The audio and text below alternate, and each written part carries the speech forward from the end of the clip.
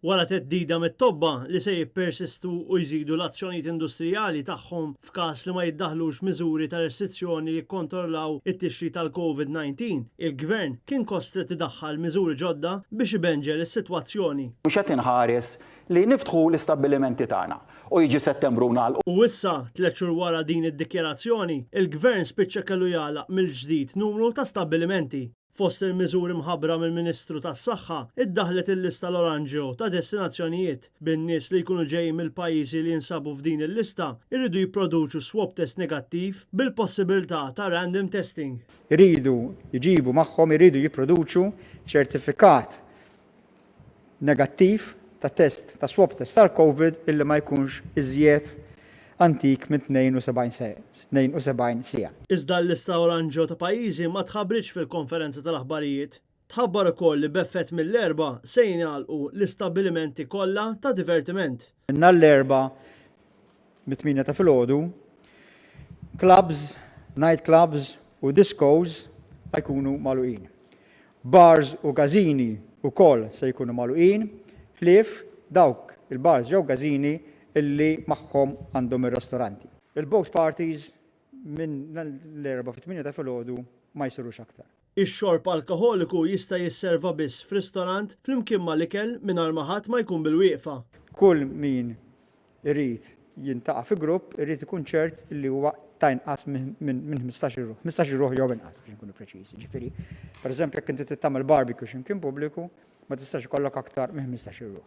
Minkejja dan, konsultazzjonijiet għaddejjin mal-awtoritajiet ekklesjastiċi il-qudies fil-knejjes ħajbqa' għaddej fil-waqt li fuq l-isport. Chris Fern semma speċifikament biss il-futbol u li għadhom għaddejjin it-taħdidiet mal-MFA.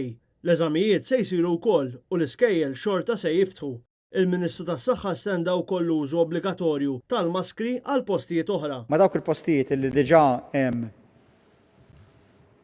fis-seħħ fejn huwa obbligatorju u jekk ma tilbis il-maskra teħel multa, minn nhar l-erba' fit-8 ta' filgħodu ħajkun ukoll obbligatorju li ġo kull post pubbliku jew kull post li huwa miftuħ għal pubbliku li huwa magħluq il-maskri ħajkunu obbligatorji. Tħabbar ukoll li mitmiem il-ġimgħa ta' 28 ta' Awwissu, it-tiġijiet iridu jsiru biss forma ta' ekla.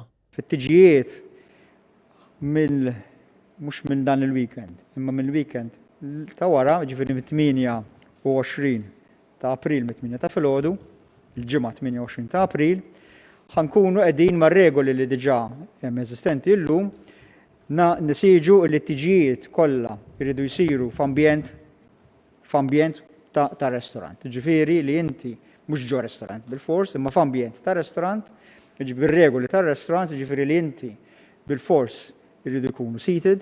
Intant, is-Supretendent tas-Saħħa Pubblika, il-Professur Charmaine Gauci, tennit l-appell tagħha ta' protezzjoni massima għall-anzjani u l-vulnerabbli. Maġġor parti tal-każijiet xorta huma qegħdin ikunu f'dak il-middle aged, però bħal il-ġimgħa l-oħra bħal mettilkom qegħdin nibdew naraw xi ftit żieda fil-każijiet li huma iktar anzjani. U għalhekk aħna l-appell tagħna lill-anzjani huwa dejjem u anke nies li għandhom mart kroniku biex huma meta jkunu qegħdin joħorġu jażlu fejn huwa l-iktar safe huma li jmorru.